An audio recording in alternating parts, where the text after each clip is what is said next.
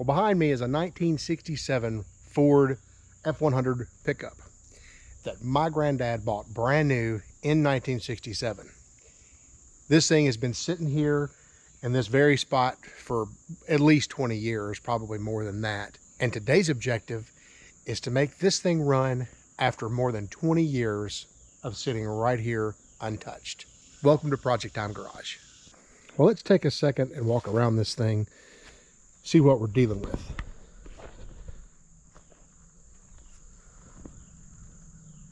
Right there is good evidence this bad boy's been sitting a while.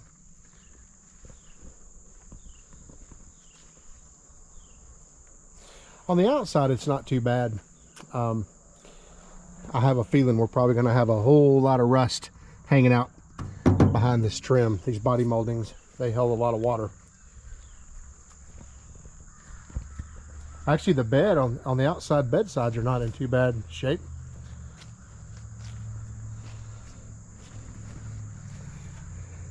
Tailgate's done some work. This thing was last tagged in 1988. I know it's ran since 88. I think it was off the road for a year or two, but I honestly think this thing was parked here sometime in the 90s. At least that's our best guess. We know that it's been here a long time. Bed pretty much shot. I would say that everywhere that there is a rust hole, double that.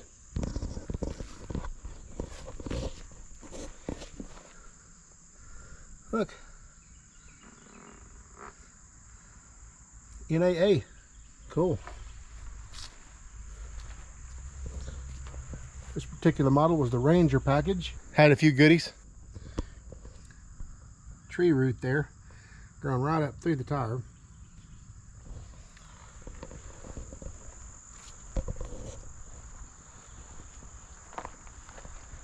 I got in here and rolled the window down, so the windows at least were up the whole time.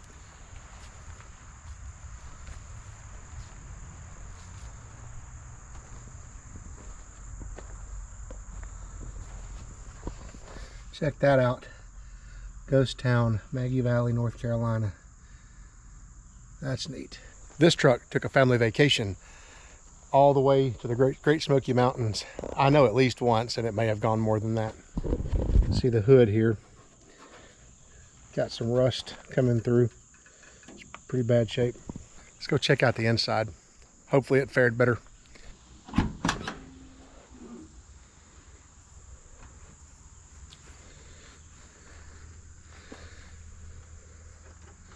That is a dome light switch. That's a pretty cool option. But look at the seats. Seats in really nice shape. Floor mats. But I can already see right here. Yep. Lots of holes there. Everything on the inside is the way it came from the factory. 3-speed on the column. Headliner's still there. We have a whole lot of rust around that back window. Man alive, a lot of rust there.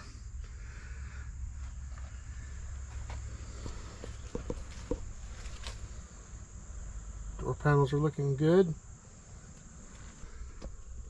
What does that say? 71,000 miles. Pretty sure it is 71,000. Pretty sure it is not 171,000. Truck's too straight, and it doesn't show wear in places you would expect to see wear. So it probably is a 71,000 mile truck, most likely. From this side,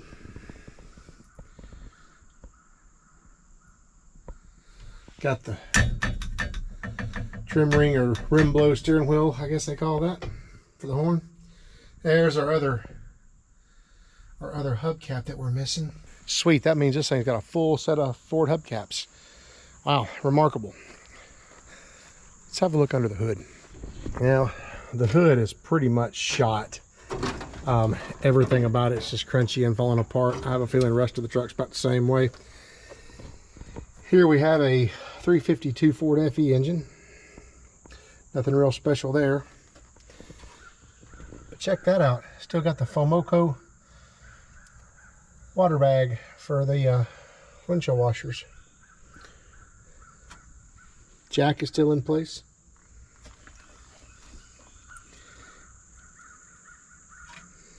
Truck's in pretty good shape as far as that goes.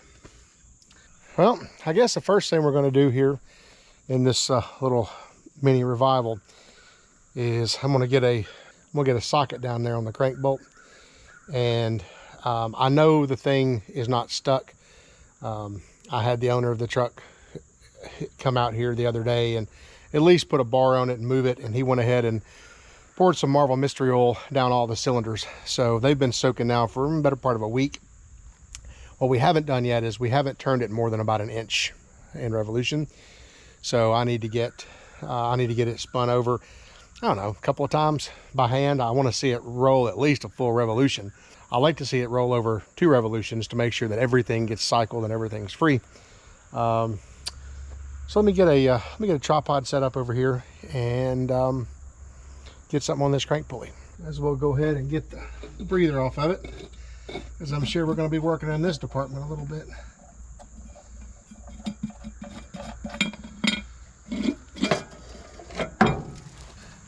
Check this out. It's still got the heat riser on it. I'm betting that's something you don't see very often. Still intact, that is. Spark plugs, I believe, were just in there hand tight, so I'm going to try to get those out.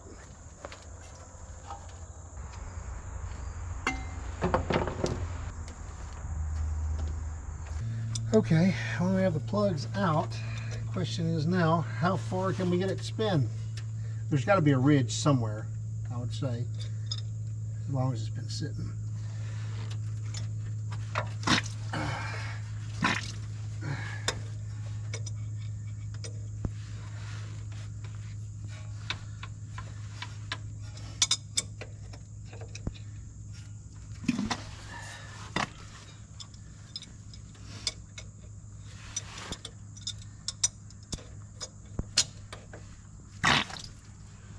Oh yeah, we're getting there. Okay, and that right there was where it stopped. That must be the ridge in question.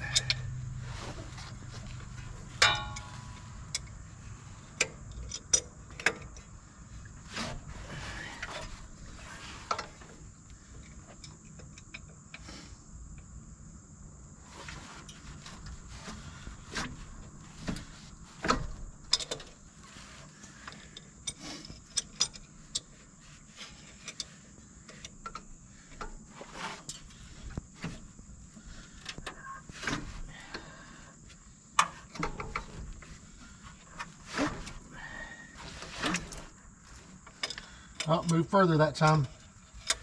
Lots further. All right.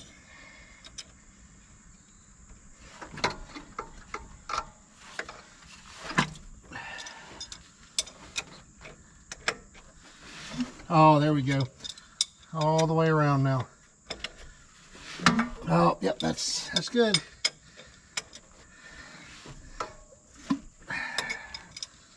Well, that's 2 revolutions.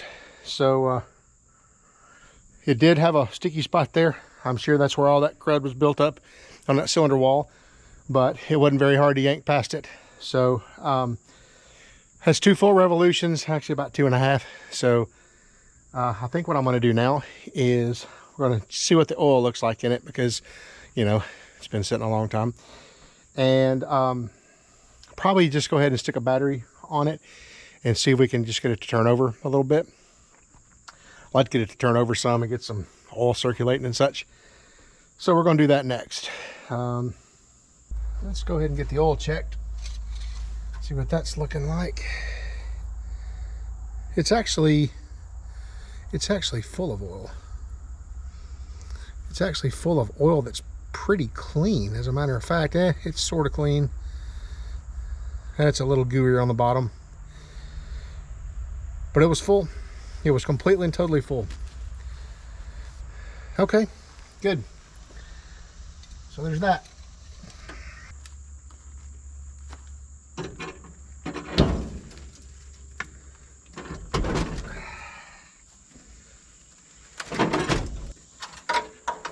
That's backwards. That's not.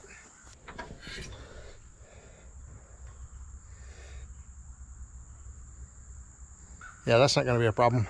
Well, let's hook a battery up here and see what, at least what we have going on. I don't expect much of this to be good, but I usually like to just kind of tap to see if I have any sparks or anything, and I don't. Let's go inside and see what we have as far as anything. What about lights?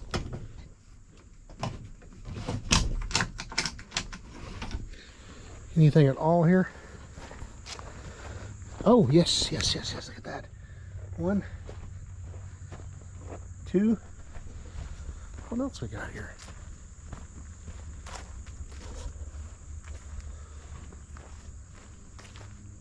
We got that one.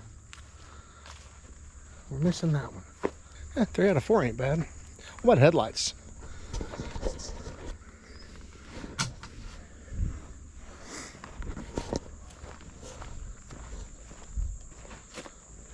No headlights. Could be the dimmer switch in the floorboard. Don't know. So I've hooked up my little momentary push button thing. I call it the Celine Dion because I'm all by myself. This makes it really easy when you're all by yourself. So, okay. So, as I squeeze this, you hear that energizing. But what you don't hear is the starter turning over. So the question is, am I getting any power out of this solenoid or not? I don't know. Let's figure that out. Okay, so I have my test light in the output side of the starter relay. And when I energize it,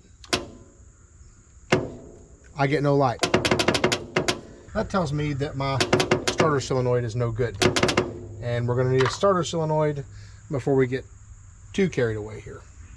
So we need a starter solenoid. First trip to the auto parts store, down. Your starter solenoid, some battery cables, PV blaster, because I figure we're going to need a bunch of that. Let's roll it over some.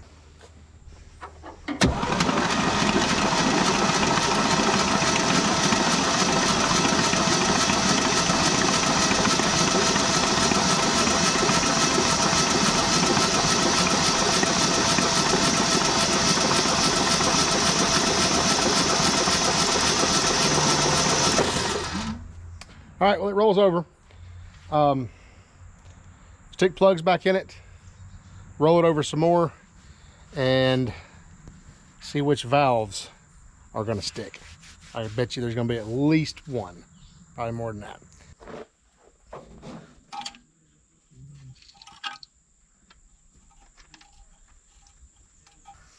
For now, I'm gonna put the plugs in it that I took out of it. We'll do a tune-up later if it runs.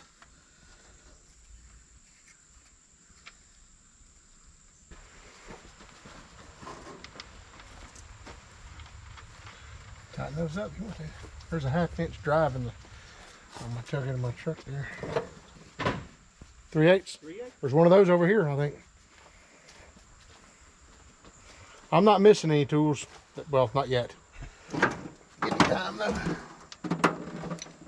Well, the Marvel Mystery Oil sure makes the plugs go in easy. I dropped a spark plug earlier taking it out. It went to the abyss, as far as I know. So either I got to find it or it's going to be a 7-cylinder. I was looking at this plug here. You can tell it looks like it's an oil burner on that cylinder. Or it's been an oil burner at some point on that cylinder. All right. Well, plugs are back in it. I dropped one. Never did find it. We had to replace it. We got a new set of plugs, new set of wires, just probably a distributor cap, maybe a rotor button. I know we got some points. I know we got some wire. We got a whole tune-up kit, but I'm not putting any of that into it just yet because we ain't out of the woods yet. There's every chance in the world that I have sticking valves, and depending on how bad they're stuck, that could easily derail this whole affair. Plugs are back in it. I'm going to spin it over And basically I'm just listening for compression. I should hear 8 even compression strokes, and I shouldn't hear a speed up or a skip. If I hear a speed up or a skip, whatever the skip is a cylinder that doesn't have any compression, and that's not good. Let's roll it up.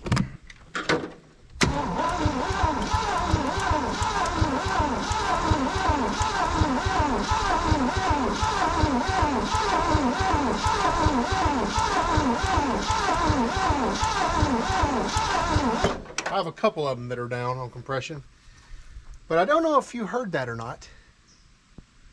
A snapping noise, a popping noise. Did you hear the snapping noise?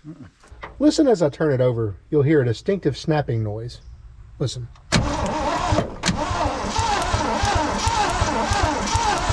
That is the truck firing, which means the points have sat here for all these decades, and somehow I didn't even have to bust the cap loose. I don't know if it's firing out of the ends of the boots or if it's cross firing off the cracked cores or whatever, but it's firing. I'm going to skip a lot of steps. I'm going to hook up the plug wires. I'm going to dribble some gas down the throat of the carburetor, and I'm going to at least hear it go boom or catch on fire, one of the two. This is a little 2-cycle oil, and I'm just going to turn the petcock on and just dribble it. Not much. Not much at all. Not much. About like that. Okay.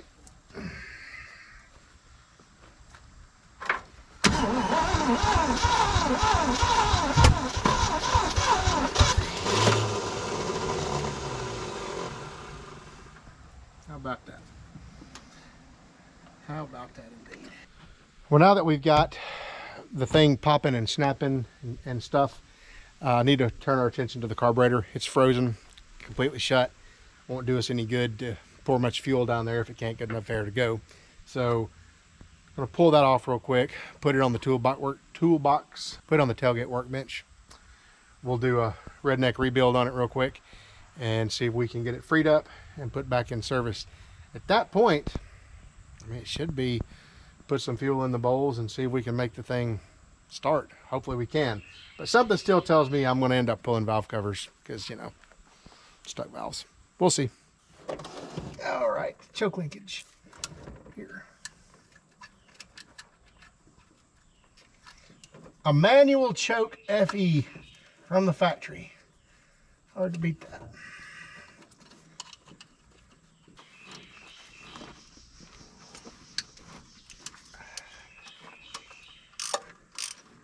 Surprisingly, everything on this truck has came loose, just no problem.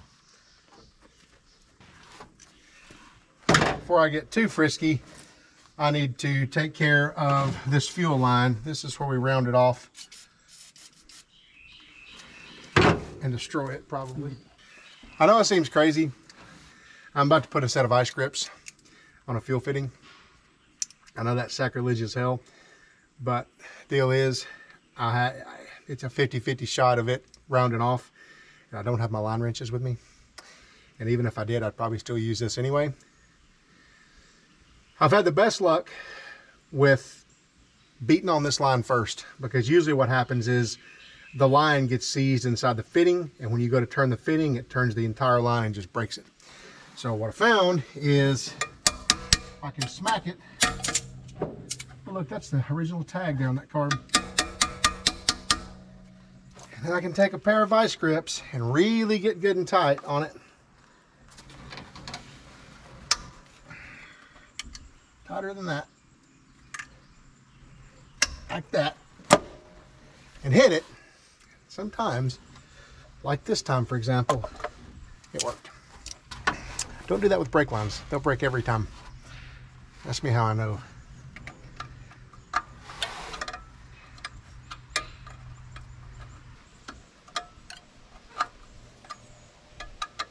I'm not the first one that's been here with pliers.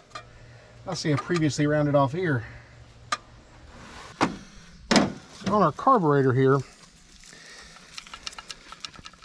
it is locked up tight. Likely here is what's locked up. So I'm gonna start breaking it down some, get down to some internals, and then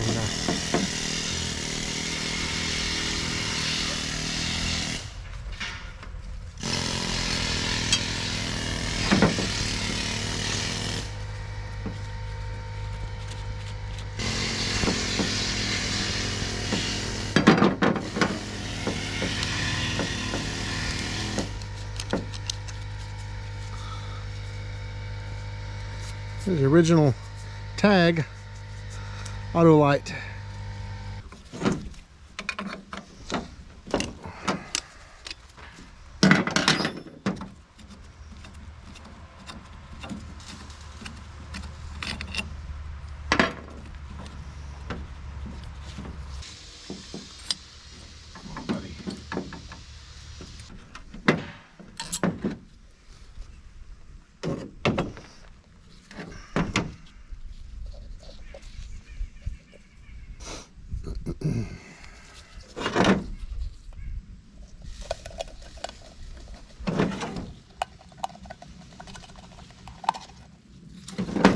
Just in case we don't have another gasket that works, we'll be gentle.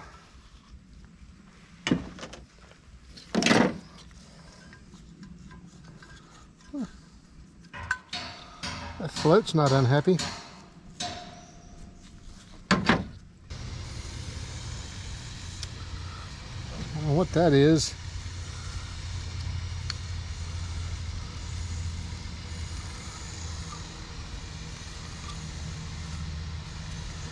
Yucko. It's okay.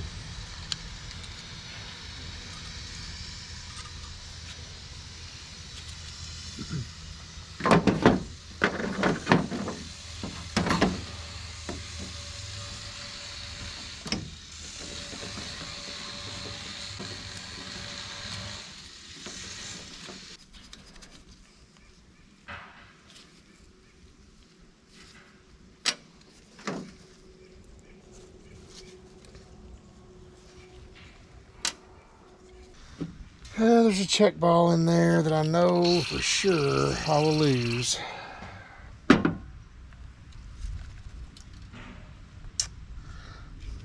gonna win today, am I? It's all right.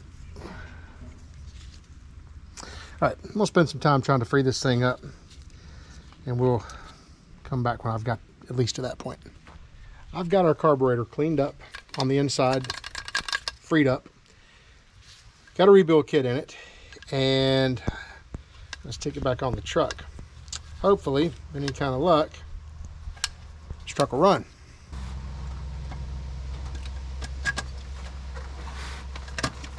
I'm also going to hook up my fuel line before I get the carburetor tightened down, because that little bit of wiggle room sure helps out a lot.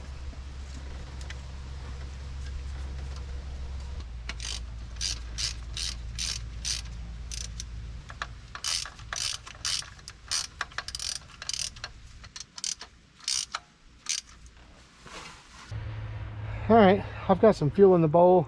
Let's give her a crank with a key and just see what we get here.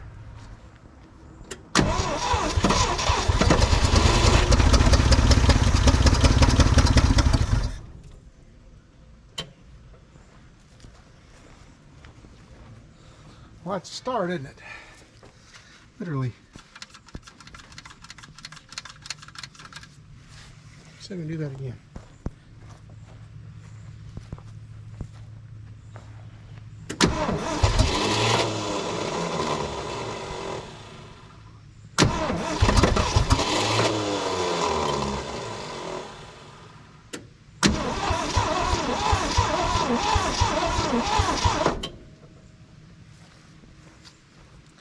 We were out of gas.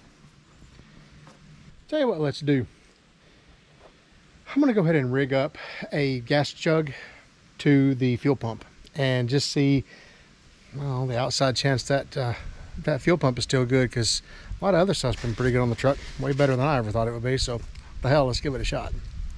I have my spare gas tank here, and I'm just going to fill the carburetor float bowl up, and hopefully with any kind of luck we can get this thing started.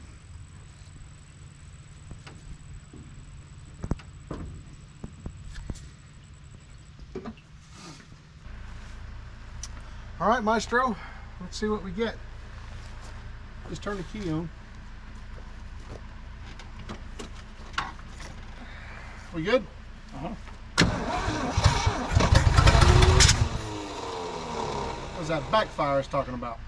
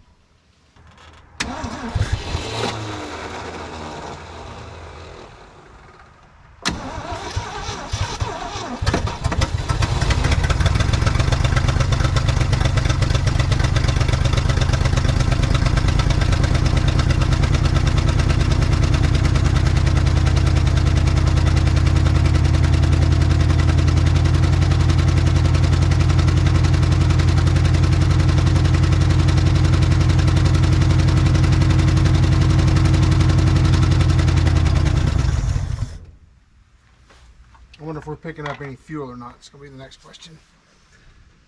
Probably not. I would say the pump is smoked. Let's go ahead and cut the key off. Well, things gonna need a fuel pump. Luckily, we just happen to have one. Brand new fuel pump. Let's put that on. Fuel pump assembly. Having an issue with this line right here. It's wanting to twist off, even though we get our little trick that usually works, but doesn't always work. So, got to get this thing apart. I'll solve the problem. I just unscrewed all this as a big unit and screwed it back on there. That kept me from having to mess with this fitting right here, so that should be good.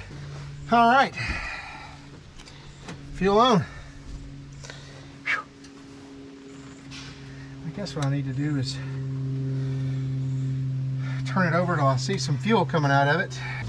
All right, turn it over till I see fuel come out, and I'll know the pump's good. Look up.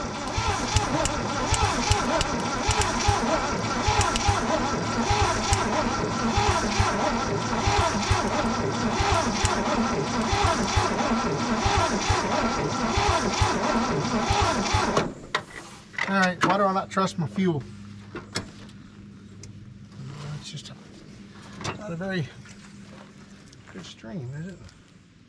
It's like prostate stream. But it should be enough to get it started. Have fuel in a little squirty bottle. I'm going to fill up the float bowl again and see if we can make it run long enough to pump some fuel, hopefully.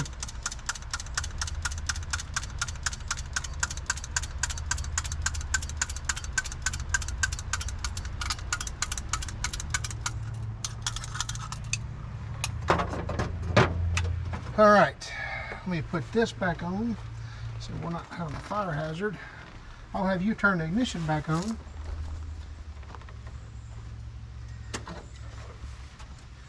Ready? Yeah. Let's see. I need you to be ready to turn it off. Okay. Second, I'll holler.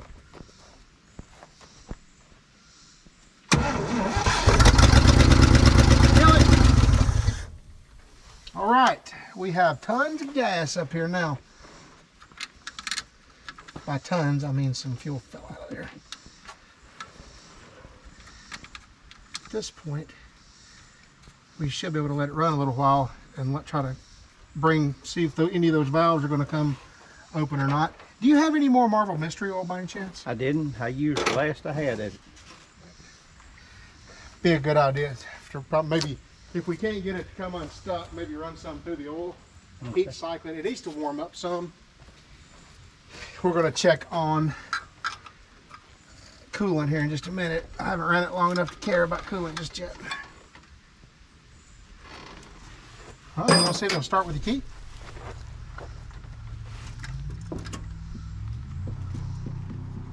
Nope. Oh, you know what? Yeah, that's fine. Just leave the key on.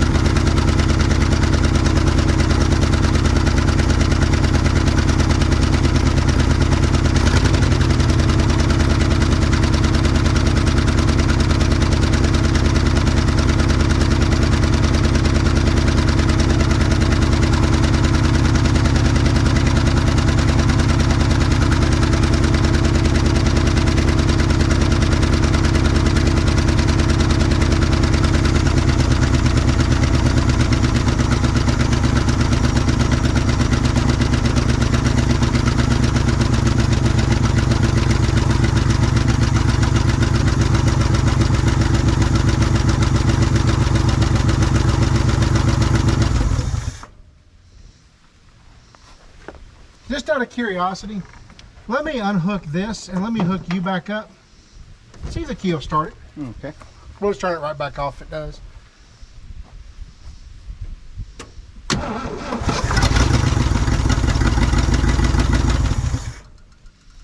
It works. It works. Well, we've made progress. Obviously it runs. The alternator's charging. That's amazing to me. We're gonna put some water in it. I've still got one cylinder down. When we first started this venture, as we were rolling it over, I heard two cylinders right together that had no compression. But now as we roll it over, I'll let you hear this too. You'll only hear one skip going on. Listen. There, there, there. So that's step in the right direction. So my guess is we'll heat cycle this thing maybe a couple more times, get some coolant in it, well, some water in it, and see what happens. We don't want to put antifreeze in it just yet because, you know, we got heater hoses and stuff that need to be done also once this thing comes up and runs. So it looks like we're moving toward, you know, the tune-up and oil change and all those things. Try to get the thing where you can reliably start it. Here's a bonus piece of footage for you guys. Check out the other truck. I bought this truck in 95, I guess it is. It's a 94 Ram, 2500 four-wheel drive, V10. Mopar Garage.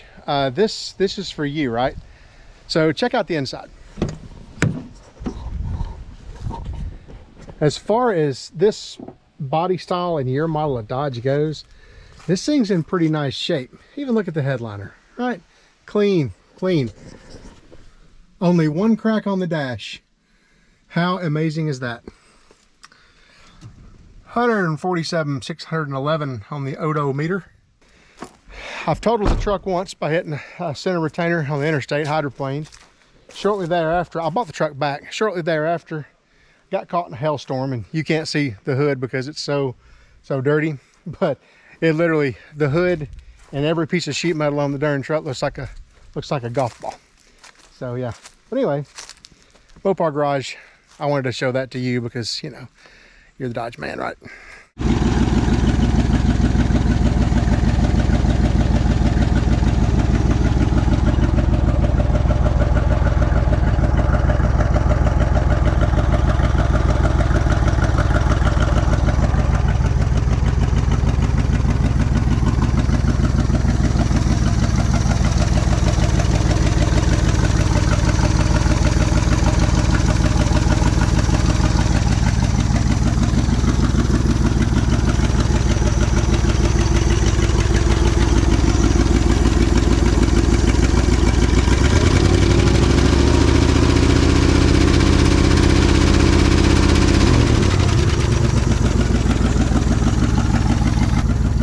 The wood's on fire, but it's running and it's getting a little bit better as it runs.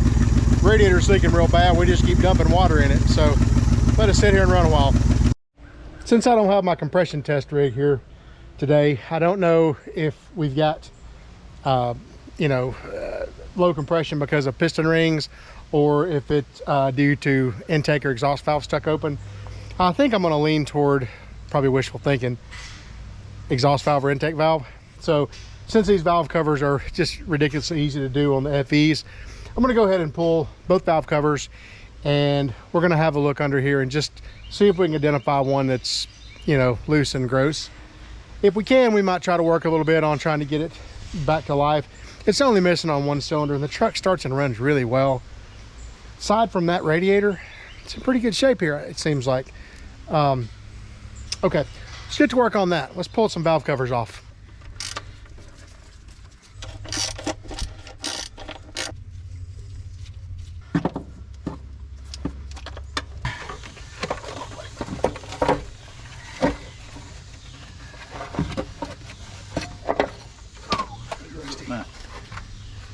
Meg.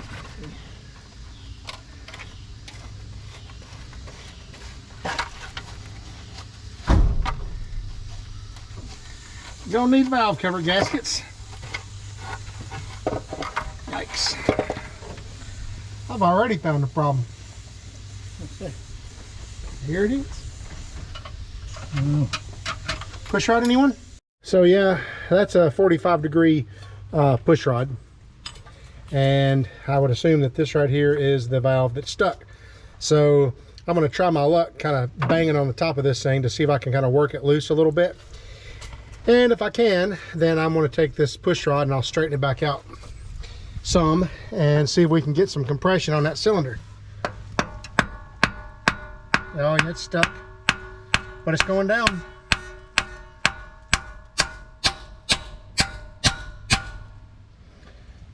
Next thing we do, hose it down. I hope that's going to be enough. Okay, we had 2 bent push rods on this side and 4 bent push rods on this side.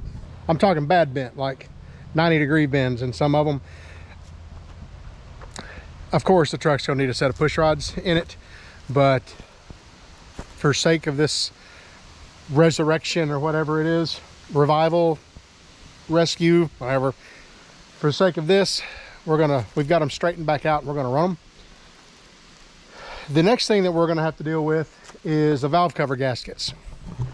They're just dirty and dry and cracked to pieces, so we're gonna dab some RTV on there just to kind of get us by, to stop it from leaking, so we can get it started back up, and should run a lot smoother now.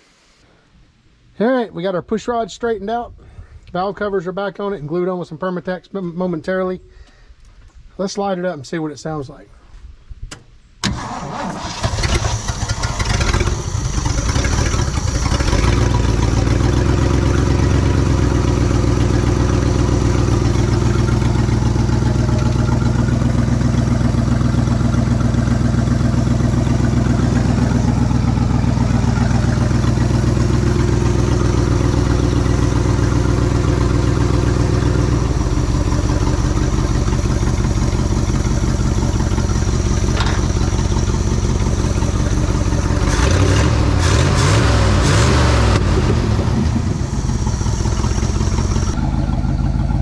Well, there you go. It absolutely does run.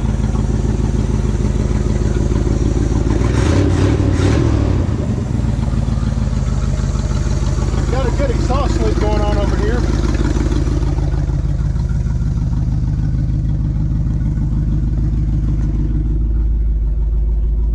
We even have some temperature and some oil pressure.